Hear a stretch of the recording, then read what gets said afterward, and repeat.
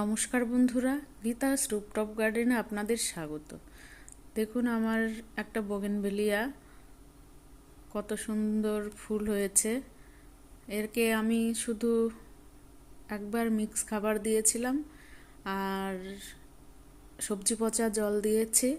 পাতলা করে একদিন আমি খোল জল দিয়েছিলাম, পাতলা করে একদম অন্য গাছের দেওয়ার সময় ওকেও একটু দিয়ে দিয়েছি। তো দেখুন কি সুন্দর হচ্ছে। আর একদিন আমি এনপিকে স্প্রে করে দিয়েছিলাম।